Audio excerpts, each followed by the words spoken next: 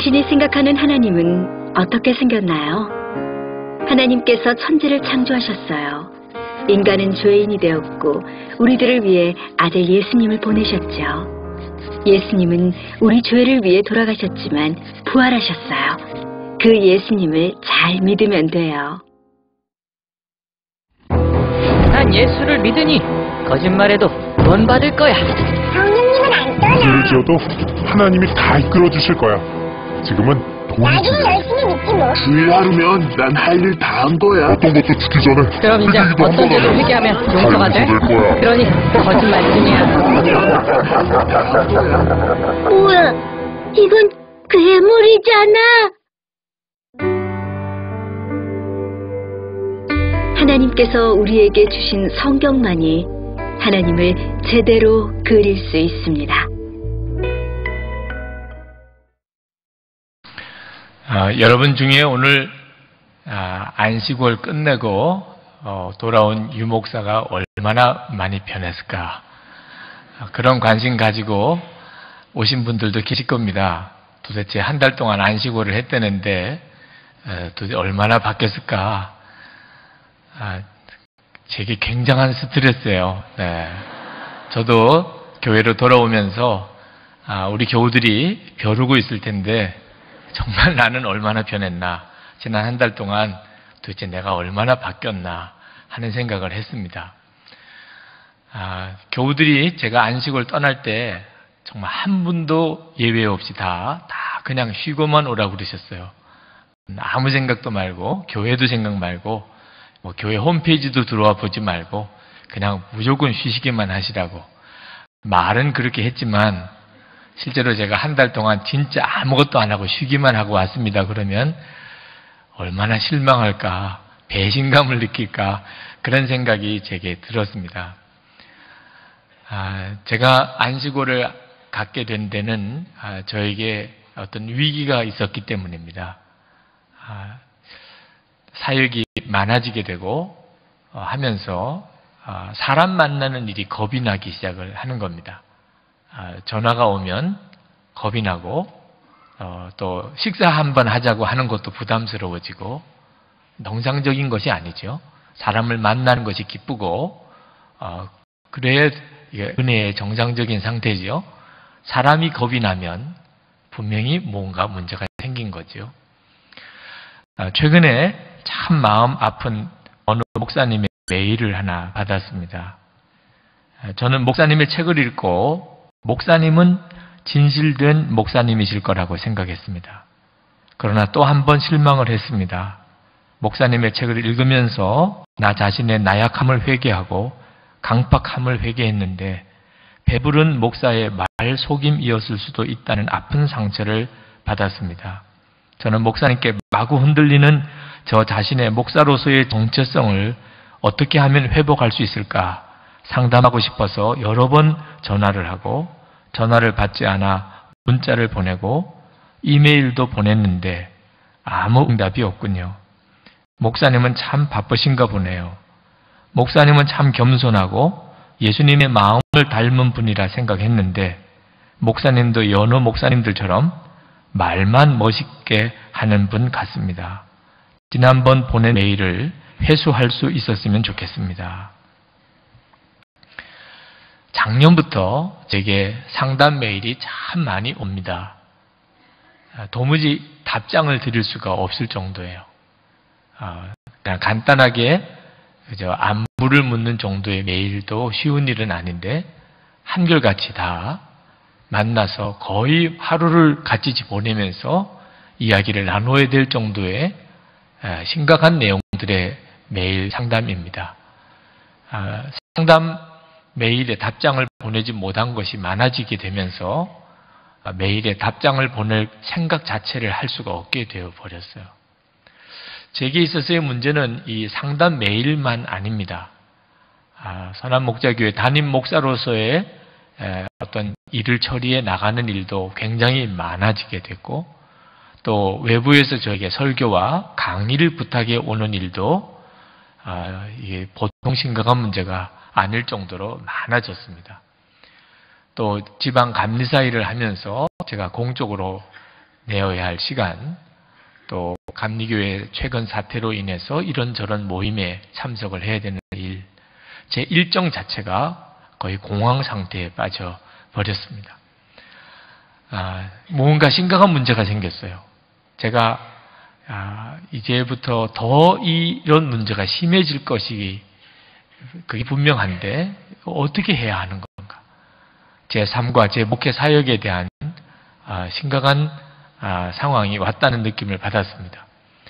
장로님들께서 문제가 있다고 느끼셨는지 저에게 한 달 동안의 안식월을 갖도록 반강제적으로 그 시간을 허락해 주셨습니다.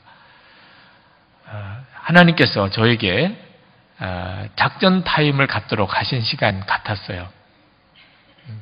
모든 사역을 정말 주님께 다 맡기고 그리고 예수님만 바라보는 시간을 가지는 것이 저에게 필요하다는 것을 저도 깨달았습니다.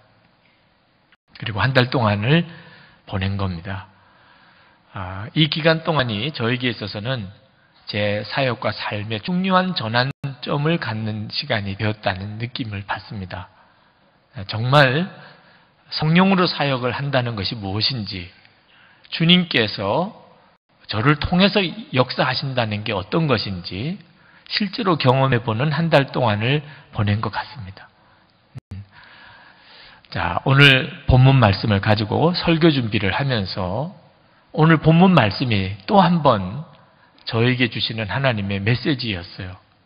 그리고 우리 모두에게 주시는 메시지라고 저는 확신합니다. 오늘 이 성경 본문의 말씀은 이제 사도 바울을 통해서 이방인 선교가 본격적으로 시작이 될 때 안디옥 교회를 통해서 파송을 받는 장면입니다. 사도 바울과 바나바가 이방인 선교를 위해서 순회 선교사로 파송을 받는 장면이 오늘 본문의 내용인데, 그런데 오늘 이 본문이 충격을 주는 것이 있어요. 저에게도 그랬고 우리 모두에게도 그렇습니다. 그것은 성령님께서 너무나 구체적이고 분명하게 말씀하고 계시다는 겁니다. 2절 말씀을 한번 보실까요? 주를 섬겨 금식할 때에 성령이 이르시되 내가 불러 시키는 일을 위하여 바나바와 사울을 따로 세우라 하시니. 오늘 이 본문 말씀을 읽으면서 여러분 어떤 느낌을 받으십니까? 이 안디옥 교회 지도자들이 모여서 바나바와 사울을 파송하는 문제를 가지고 회의를 했다고 이 본문을 읽는 분은 아마 없으실 거예요. 그 안디옥 교회 지도자들이 다 성령님이 하시는 말씀을 다 같이 들은 겁니다. 한 사람이 들은 것도 아니에요. 그 교회 지도자들이 다 성령이 그들에게 지시하시는 내용을 들었어요. 바나바와 바울을 따로 세워서 그들을 순회 선교사로 파송하라. 그런 지시를 받았다는 거죠. 안디옥 교회는 사람들이 모여서 회의해서 교회 일을 결정하는 교회가 아니었어요. 성령의 구체적이고 직접적인 지시하심을 받아서 모든 일들을 처리하는 그런 교회였습니다. 자, 성령님께서 하라고 하는데 누가 감히 안 된다고 하겠어요? 3절 말씀에 이에 금식하며 기도하고 두 사람에게 안수하여 보내니라. 4절 말씀에 보니까 그 두 사람이 성령의 보내심을 받아 실루기아에 내려가 거기서 배 타고 구브로에 가서 그랬습니다. 그러니까 안디옥 교회의 가장 특징적인 모습은 성령님께서 정말 실질적이고 구체적으로 말씀하시고 인도하시는 그런 교회였다는 겁니다. 사실 안디옥 교회는 하나 되기가 참 어려운 교회였습니다. 1절 말씀에 안디옥 교회 지도자들의 명단이 나옵니다. 근데 그 안디옥 교회 지도자들의 명단을 가만히 살펴보면 같은 부류의 사람이 한 사람도 없어요. 제일 먼저 나오는 바나바는 그는 부자입니다. 땅도 많았고 그래서 그는 어려운 사람을 구제하려고 땅을 팔아 바쳤던 분이죠. 그 뒤에 나오는 두 사람은 흑인입니다. 시므온 니그로라라고 하는 시므온, 흑인이라는 뜻이죠. 루기오는 북아프리카 출신으로 역시 그도 흑인입니다. 출신은 서로 달랐지만 흑인 두 사람이 나오고, 마나에는 헤로드 왕의 젖동생이라 귀족 출신입니다. 그리고 사울은 철저한 유대인, 바리새인 출신입니다. 자, 이 사람들이 안디옥 교회 지도자들이라는 거예요. 그러니까 배경도 출신도 성향도 너무나 다른 사람들이 안디옥 교회 지도자로 이렇게 모여 있습니다. 하나리기 참 어렵죠. 우리가 같이 교회를 섬겨보지만 그러나 우리가 겪는 어려움이 무엇입니까? 교회 지도자들이 하나 되기가 참 어렵다는 겁니다.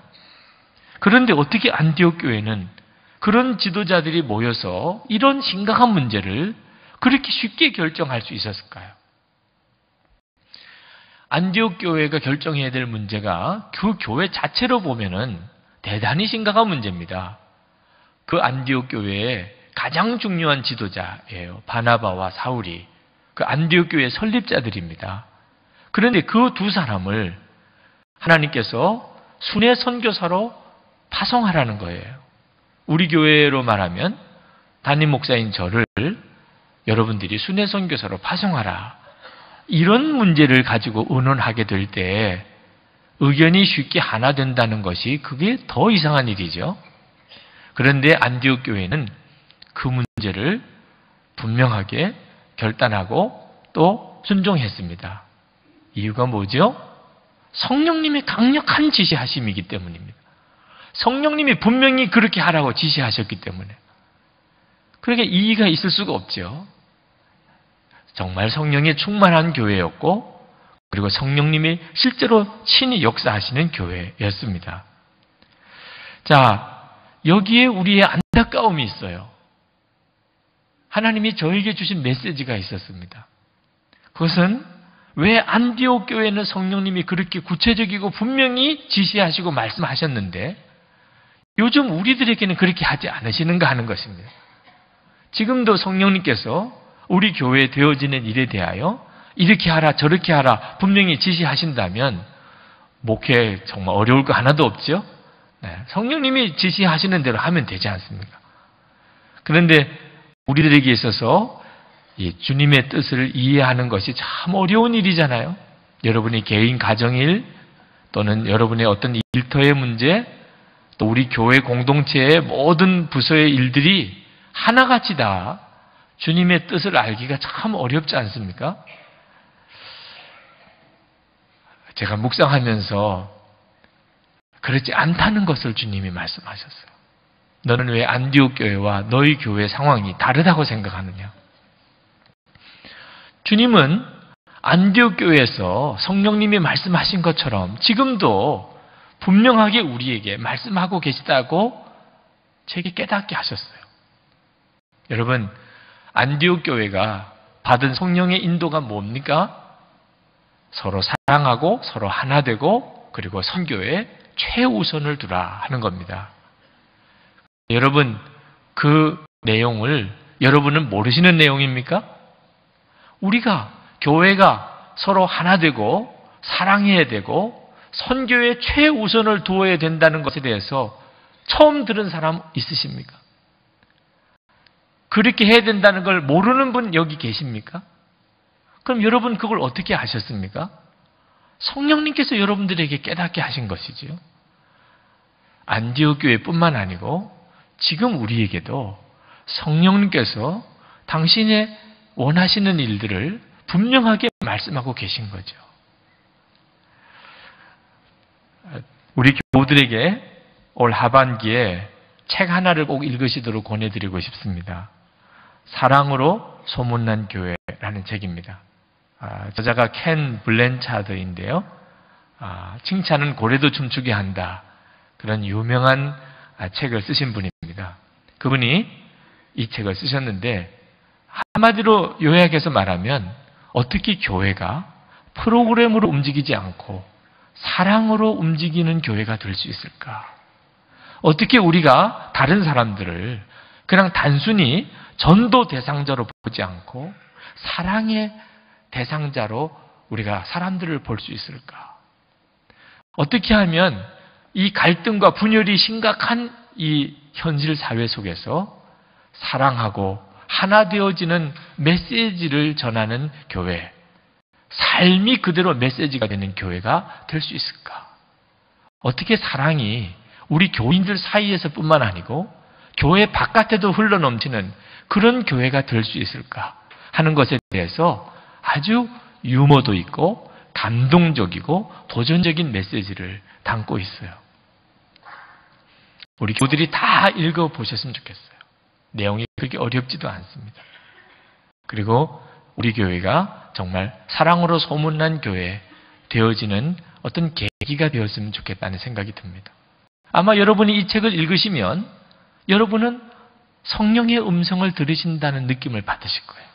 지금도 우리에게 성령님은 분명하게 말씀하고 계세요. 여러분의 심령도, 여러분의 가정도, 여러분의 교회 공동체 안에도 사랑하고 하나 되라고 하는 말씀을 지금도 성령님은 분명히 하고 계세요. 제가 이번 안식월을 보내는 기간 동안 선교사님 한 가정을 만났습니다. 함께 식사를 하면서 그 선교사님의 앞으로의 계획을 들었어요. 그분은 중동 국가로 연말에 이제 나갈 모든 준비를 하고 계셨습니다. 그분이 갈 나라는 지금 제가 어느 나라라고 말할 수가 없을 정도로 기독교 핍박이 대단히 심한 나라입니다. 그곳에 가서 그분이 선교사라는 신분이 밝혀지면 순교를 각오해야 될 그런 나라입니다. 근데 그 선교사님 내외는 순교를 각오하셨어요. 그곳에서 예수 그리스도의 복음이 증거되고 교회가 세워지는 일을 위하여 하나님이 자신들의 순교를 원하신다면 그렇게 하겠다고 그들은 준비했어요. 그러나 이제 두 자녀가 문제입니다. 13살 된 아들, 9살 된 딸이 있었습니다. 하나님이 만약에 우리 가족을 순교하게 한다면 그러면 이 두 아이는 어떻게 하게 될 것인가? 그래서 그 두 아이에게 순교에 대한 준비를 시키고 있다는 겁니다. 순교가 얼마나 귀한 사명인지, 또 얼마나 축복인지, 하나님께서 우리에게 순교를 하게 한다면 우리가 그것을 순종함으로 받아들이는, 그것을 축복으로 받아들이는 것이어야 된다고 그 두 아이에게 끊임없이 순교의 축복에 대해서 가르쳤대요. 그랬더니 어느 날 큰아들이 아빠에게 그렇게 이야기하더랍니다. 아빠, 걱정하지 마. 하나님께서 아빠를 순교하도록 허락해 주실 거야. 그 말을 듣고 가슴이 철렁 내려앉더래. 무슨 순교가 무슨 축복인 줄 진짜 그렇게 받아들이고 있는 아들을 보고 한편으로는 당황스럽고 한편으로는 너무나 감사했다는. 그 아들의 입장에서는 아빠가 계속 순교를 축복이라고 이야기하니까 아마 하나님 앞에 받지 못할까 봐 걱정하는 줄 알고 그 아들로서는 아빠를 격려하는 뜻으로 그렇게 이야기를 했다는 거죠. 여러분, 이와 같은 선교의 열정이 사람의 생각에서 온 것일까요? 성령께서 지금도 그와 같이 선교에 대해서 최우선의 과제로 사명으로 알고 섬기는 많은 사명자들과 교회를 지금도 세우고 계시잖아요. 성령님께서 안디옥 교회만 역사하고 계신 게 아니죠. 지금도 우리 가운데 놀랍게 말씀하고 계십니다. 그러나 여전히 우리는 허전해요. 왜냐하면 성령님께서 내게 직접 말씀하고 계시다는 느낌을 갖고 있지 못하기 때문입니다. 우리가 오늘 말씀에서 읽은 것처럼 성령께서 그렇게 직접 말씀해 주실 수는 없을까? 나도 그렇게 성령의 인도하심을 직접 들을 수는 없는 것일까? 여러분, 성령님께서 우리에게 분명히 그렇게 하시기를 원하십니다. 성령님은 우리를 막연하게 인도하기를 원하지 않으세요. 그런데 왜 우리는 성령님의 인도하심에 대해서 막연하게 생각이 드는 거죠? 이유는 우리가 성령님에 대하여 온전한 믿음과 사랑으로 반응하지 못하기 때문입니다. 성령님은 우리와 함께 계세요. 지금 우리 안에 계십니다. 그러나 성령님은 우리가 어떤 사람을 보듯이 그렇게 만날 수는 없는 분이에요. 우리가 어떤 물질을 만져보듯이 그렇게 성령님을 경험할 수는 없는 분입니다. 그런 성령님이시기 때문에 우리가 때때로 성령님의 인도하심에 우리 인생을 맡기려고 할 때 마음에 주저함이 오고 두려움이 오고 그리고 의심이 오는 거예요. 성령님이 진짜 내 인생을 책임져 줄 수 있을까? 성령님이 진짜 우리의 길을 인도하시는 것일까? 근데 여러분, 너무나 놀라운 약속이 나와 있습니다. 우리가 정말 성령님이 우리와 함께 계심을 믿고 이제는 더 이상 어떤 일도 두려워하지 않고 염려하지 않고 그리고 그 성령님을 진정으로 환영하고 내가 사랑하면서 나아가면 성령님은 진짜 우리와 함께 계시는 것과 우리를 인도하시는 것을 드러내신다는 거죠.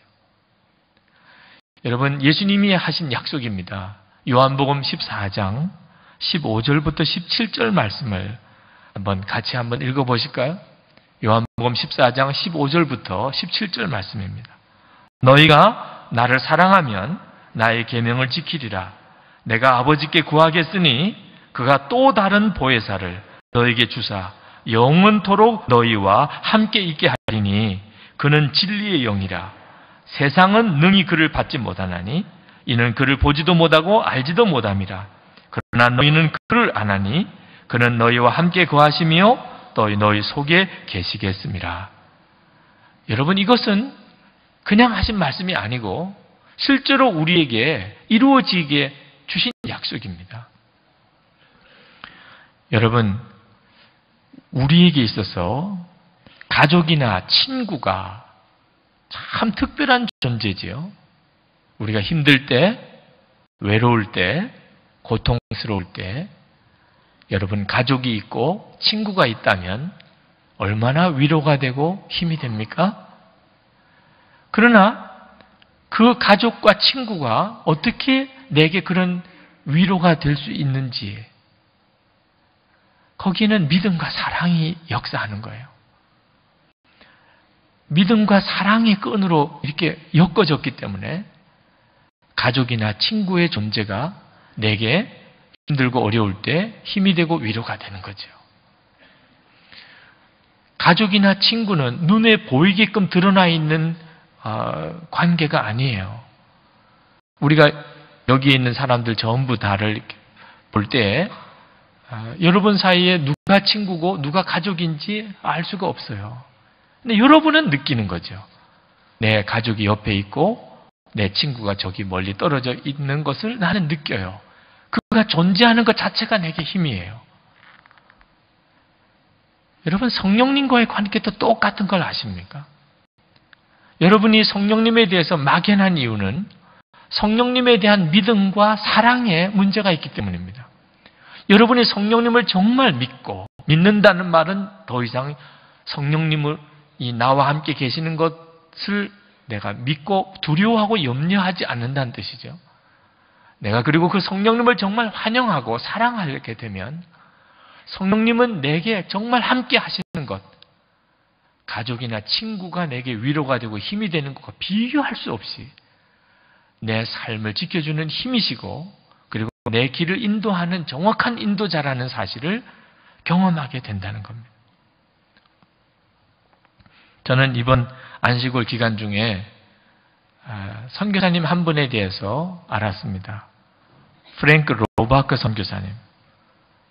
1884년 출생이시니까 우리보다는 여러 세대 앞선 분이긴 합니다만 그 선교사님에 대해서 참 귀한 도전을 받았습니다. 달라스 윌라드 또는 필립 야한시 또는 맥스 루카도 그런 분들의 책을 읽으면서 그분들에게서 한결같이 공통적으로 나오는 분이에요. 프랭크 로바크 선교사님. 그 선교사님은 필리핀에 있는 아주 외로운 사역지에서 사역하던 선교사님이신데 하나님께서 그를 세계 역사를 좌우하는 영향력 있는 인물로 그를 쓰셨어요. 그는 역사상, 인류 역사상 가장 많은 사람들에게 글을 읽게 하고 그리고 글을 쓰는 법을 가르쳤던 분입니다. 세계 문맹 퇴치 선교회를 설립하신 분이에요. 미국 우표에 등재된 유일한 선교사님입니다. 정치적인 지위가 없는 분이지만 세계 2차 대전이 끝난 후에 미국의 대외 정책에 영향력을 끼쳤던 그런 분이기도 했습니다. 그가 이와 같은 삶을 살게 된 것은 그것은 이 프랭크 로바크 선교사님이 항상 하나님의 임재하심 아래 살았기 때문에. 필리핀의 외로운 선교지에서 사역하셨던 분입니다. 그런데 그는 항상 함께 하시는 성령님에 대해서 눈이 뜨인 삶을 살았어요. 성령님과 동행하는 삶을 산 거죠. 그분이 처음부터 그렇게 살았던 건 아닙니다. 그가 45이 될 때까지 그도 우리들이 가졌던 비슷한 신앙적인 갈등을 가지고 있었어요. 하나님은 정말 나와 함께 하시는가? 나와 함께 하신다면 어떻게 함께 하시는가? 아침에 눈 뜰 때부터 밤에 잠자리에 들 때까지 내가 일터에서 일을 할 때, 내가 길을 갈 때, 내가 자동차를 운전할 때, 내가 밥을 먹을 때, 내가 숨을 쉬고 내가 생각할 때, 내가 누구를 만날 때, 내가 무슨 일을 할 때 항상 하나님은 정말 나와 같이 계시는가? 하나님이 진짜 말씀 그대로 살아계시고 나와 함께 계시는 하나님이시라면 왜 나는 그런 하나님으로 경험할 수 없는가? 내가 하나님의 품에서 잠자리에 들고 그리고 하나님의 임재하심 아래 눈을 뜰 수는 없을까? 이 프랭크 로바크 선교사님이 가졌던 신앙적인 질문이에요. 그가 45이 되던 1930년 그가 새해를 맞으면서 하나 중요한 신앙적인 결단을 합니다. 내가 이제부터 내 남은 생의 나머지 부분은 내가 하나님은 정말 살아계시고 나와 함께 하시는 하나님을 경험하는 것을 위한 실험으로 내가 한번 살아봐야 되겠다. 진짜 성경의 약속이 사실이라면 하나님은 내 모든 삶 속에 같이 하시는 하나님이시잖아. 내 모든 삶을 인도하시는 하나님이시잖아. 근데 왜 나는 하나님을 이렇게 막연하게만 알고니까 하나님을 실제로 경험하고 24시간 하나님과 동행하는 삶을 살 수는 없는 걸까? 한번 해봐야지. 그리고 그가 결심한 것은 간단해요. 그는 모든 순간 하나님을 생각하기로 작정합니다. 항상 매 분초마다 내가 주님을 생각해 보리라. 그리고 그것을 가지고 일기를 쓰기 시작을 합니다.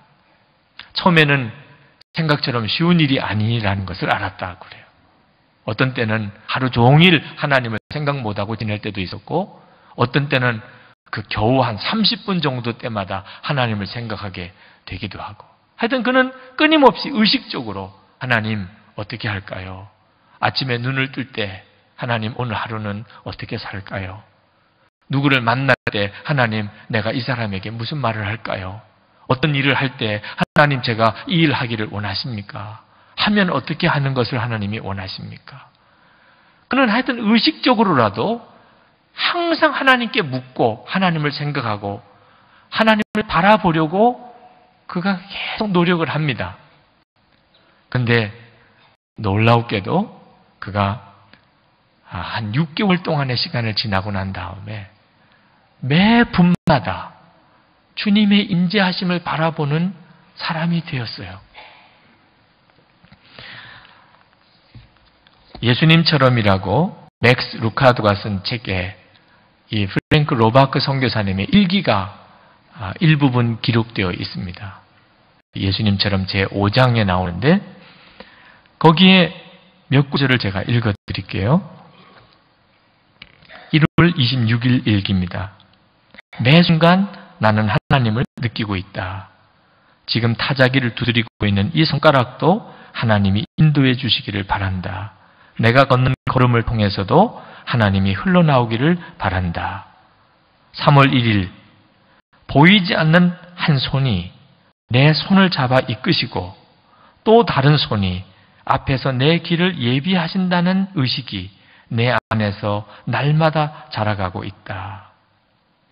4월 18일 오늘 오후 하나님의 임재하신다는 의식이 강하게 나를 붙들면서 말할 수 없는 기쁨을 맛보았다. 전에는 모르던 것이었다. 이런 경험을 이제 한 주에 여러 번 하게 된다. 이것을 경험하고 나자 모든 더러운 것들이 그렇게 싫을 수가 없다. 5월 24일 매 순간 끊임없이 하나님을 만나며 하나님을 내 생각의 주제로 삼고 내 대화의 짝을 삼는 것, 이것이야말로 평생 접해보지 못한 가장 놀라운 일이다. 점점 그렇게 된다. 물론 아직은 한나절도 못 가지만 그러나 언젠가는 하루 종일 그렇게 될 날이 있을 줄 믿는다. 5월 24일 요즘은 걱정이 전혀 없고 잠도 잘 잔다. 거의 온종일 기쁨에 사로잡혀 있다. 거울을 봐도 내 눈빛과 얼굴에 새로운 광채가 있다. 어떤 일에도 더 이상 조급한 마음이 없다. 모든 일이 잘 된다. 6월 1일 오 하나님, 하나님은 더 이상 낯선 분이 아닙니다. 주님은 온전히 제 안에 계십니다. 여기에 계십니다. 6개월 동안이었어요. 정말 믿고 성령 하나님은 내 안에 계신다는 사실. 그리고 그는 항상 그 하나님을 마치 육신으로 같이 있는 어떤 한 사람을 보듯이 그렇게 보기를 실험했어요. 계속 예수님을 생각했습니다. 그리고 물었어요. 주님께 계속 대화를 시도했습니다. 그리고 6개월 지나서 그는 하나님이 정말 자기와 함께 계시다고 하는 놀라운 임재하심 속에 살게 된 것을 고백하고 있어요. 수도원에 들어가서 했던 게 아니에요. 그는 굉장히 바쁜 일상생활을 하면서 그렇게 했어요. 그는 교육대학 학장직을 역임했고 신학교 설립을 도왔고 아프리카의 부족들 속에서 사역도 했고 가난한 이들을 섬겼고 문명 대치를 위해 전 세계를 누비고 다녔습니다. 여러분, 우리가 정말 믿음으로 그리고 성령님을 사랑함으로 그렇게 주님을 바라보게 된다면 우리의 삶 속에서 주님은 분명하게 우리의 삶을 인도하시는 분이시라는 사실을 다 경험하게 된다는 거예요. 성령의 인도함을 받는 만큼이 우리의 믿음의 수준이에요. 내가 예수를 믿고 하나님을 내가 믿는다고 하면서도 내가 성령의 인도하심을 받는 것이 막연하다면 아직 내 믿음은 어린아이 믿음인 거죠. 그냥 사람의 노력으로 열심히 하나님을 믿는 거예요. 주님은 그렇게 되기를 원하지 않습니다. 우리를 인도하시는 성령님은 정말 살아계신 주님이십니다. 제가 안식월을 가지면서 처음에는 이게 어떻게 한 달 동안을 보내야 될지 상당히 갈등이 심했어요. 좀 허둥지둥하기도 하고 생각이 바로 잡히지도 않았어요. 자, 한 달 동안 쉬게는 됐는데 우리 교우들 중에 한 달 동안의 안식월을 가질 수 있는 분이 몇 분이나 되십니까? 근데 저는 그런 특별한 축복을 받았어요. 자, 그런데 문제는 한 달이 지나고 난 다음에 제가 아무것도 제게 도움이 되지 않고 그냥 진짜 놀고만 왔다고 한다면 이게 쫓겨나지 않을까? 한 달 동안 쉬라고 허락은 받았지만 끝날 때가 문제더라고. 끝날 때가 진짜 심각한 문제구나. 마치 제가 학교 다닐 때 방학이 시작이 되면 항상 방학 끝날 때를 생각해서 방학 계획을 얼마나 거창하게 짭니까? 그죠? 하루에 공부는 얼만큼 하고 책은 얼만큼 보고 저도 한 달 동안의 안식월의 계획을 그렇게 막 열심히 디자인하기 시작을 했어요. 책도 봐야 되겠고 또 기도도 많이 해야 되겠고 하여튼 한 달 뒤에는 뭐 역사가 일어나야 되잖아요. 제 손에서 무슨 불이 나오든지 무슨 역사가 일어나야 이런 강박관념이 제 마음속에 자리 잡고 더 힘든 거죠. 그때 주님이 그것을 기뻐하지 않는다는 걸 알았어요. 주님이 원하시는 것은 그런 형태를 원하는 게 아니라는, 끊임없이 노력하고 애쓰는 것이 주님이 원하는 것이 아니라는 걸 알게 하셨어요. 주님이 원하신 것은 그저 오직 정말 내 삶을 인도하시는 주님을 한 달 동안 믿고 실험해 보라는, 성령님께서 정말 내 삶을 인도하시는지 매 순간마다 나를 인도하시는지 실험해 보라는 거예요. 그래서 주님께 다 맡기기로 했어요. 주님이 하십시오. 제가 읽어야 할 책이 있으면 말씀해 주시고 만나야 할 사람이 있으면 말씀해 주시고 제가 시간을 어떻게 보내야 되는지 주님께서 지시해 주십시오. 주님이 인도하는 대로 하겠습니다. 그러면서도 마음이 불안한 거 있죠. 주님이 인도 안 해주시면 어떡하나? 진짜 인도해 주실까? 제가 제주도에 가서 한 달을 보냈습니다.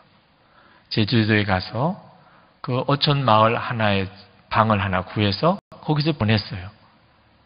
제주도에 도착한 다음 날이 저희 부부의 결혼 기념일입니다. 그 다음날 새벽에 그 마을에 있는 교회에 가서 새벽 기도에 참석을 했습니다. 아침에 일어나서 성령님 이제 저희들이 여기 제주도까지 왔습니다. 여기서 한 달을 보내야 됩니다. 이제 그 첫날 아침이 되었습니다. 주님 저를 인도해 주시옵소서. 정말 주님 저를 인도해 주시옵소서.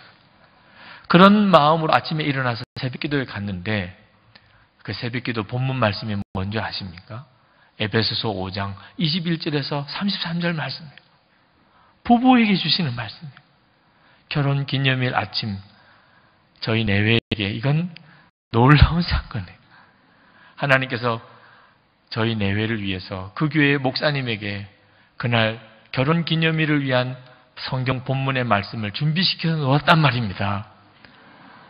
주님이 우리가 여기 있는 걸 아시는구나. 우리가 오늘 결혼 기념일이라는 걸 주님이 아시는구나. 제 마음속에 한 달 동안 주님의 인도하심을 완전히 신뢰할 수 있는 믿음을 주셨어요. 그리고 한 달을 보내게 된 것. 여러분 모두에게도 다 동일하게 하십니다. 성령님은 지금 우리와 같이 계시고 여기까지 우리를 인도하셨어요. 우리에게 말씀하기를 원하십니다. 우리가 고민하고 있는 문제, 우리가 지금 힘들어하는 문제, 주님은 그 문제에 대해서 말씀하기를 원하세요. 우리 교회를 친히 이끄시기를 원하십니다. 우리와 함께 계시는 주님을 찬양하십시다. 정말 그분을 믿으시기를 원합니다. 그 성령님을 사랑하시기를 바랍니다. 환영하시기를 바라십니다. 기도하십시다. 주님, 안디옥 교회에 역사하신 것처럼 제게도 우리 교회에도 주님 그렇게 역사해 주시옵소서. 말씀해 주시옵소서. 제가 주님을 믿습니다. 주님을 사랑합니다. 제 삶을 주님께 맡깁니다.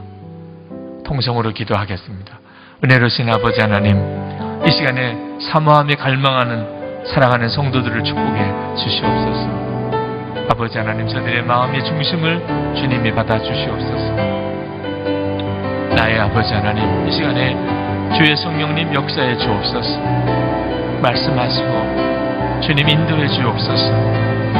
두려워하고 염려하지 아니하고 하나님 우왕좌왕하지 아니하고 방황하지 아니하고 주님을 더욱 바라보게 하여 주옵소서. 마음에 찬양과 뜨거운 감사와 사랑으로 주님을 바라보게 하여 주옵소서. 은혜로우신 하나님 감사합니다. 찬양합니다. 오늘 이 시간에도 주님 우리를 받아주시는 걸 믿습니다. 성도들의 예배를 받으시고 축복해 주시는 주님이신 것을 믿습니다. 아버지 하나님, 주님께서 역사해 주셔서 성도들을 책임져 주시고 교회를 이끌어 주셔서 우리와 함께 계신 주님을 하나님 온전히 바라보고 주님께 우리 자신을 온전히 내어드리고 주님을 환영합니다. 이곳에 함께 하신 주님을 환영합니다. 찬양합니다. 주님을 사랑합니다. 주님의 십자가를 의지하여 주님께 나아갑니다. 주님 받아주소서. 역사하소서. 은혜로우신 아버지 하나님, 오늘도 함께 예배하는 모든 성도들을 주님이 축복하심을 믿습니다. 이 시간 우리와 함께 계시는 성령님을 찬양합니다. 환영합니다. 사랑합니다. 그리고 성령님께 우리의 삶 전체를 맡깁니다. 우리를 인도하시는 성령님이신 것을 믿습니다. 두려움과 염려를 다 내려놓습니다. 주님, 오늘도 안디옥 교회에 역사하신 것처럼 선한 목자 교회 위에도 역사하시고, 그리고 오늘 사랑하는 모든 성도들의 삶 속에도 구체적이고 실제적으로 역사해 주소서. 우리의 길을 인도하소서. 우리의 전심의 예배를 받으시고 찬양을 받으신 주님, 사랑하는 성도들의 주님을 향한 뜨거운 감사, 그 이물도 받으신 걸 믿습니다. 하나님 기뻐하는 뜻대로 이 헌금들이 쓰여지기를 원합니다. 성도들에게 복을 주옵소서. 세상을 이기고 나갈 힘을 주시옵소서. 베푸는 자, 도와주는 자가 되게 해 주옵소서. 하나님의 은혜와 성령의 놀라운 능력이 성도들의 삶을 통하여 세상에 흘러나가게 하소서. 성도들의 가정을 축복하시고 그리고 저들의 기업에 복을 주옵소서. 하나님께서 허락하신 이 교회를 통하여 세상이 변화되는 역사가 일어나기를 원합니다. 하나님, 외롭고 힘들고 어려운 이들에게 소망의 빛이 되게 하시고 분열과 갈등의 세상 속에 사랑의 메시지가 되게 해 주시옵소서. 남북 어려운 문제들을 주님께서 붙들고 계신 걸 믿습니다. 통일의 문제를 주님 인도해 주시옵소서. 세계 열방에 나가 있는 선교사님들 그리고 족속들에게 주의 복음이 증거되기를 원합니다. 주님 맡아주소서. 역사하소서. 주님 예수 그리스도 이름으로 간절히 기도하옵나이다. 아멘.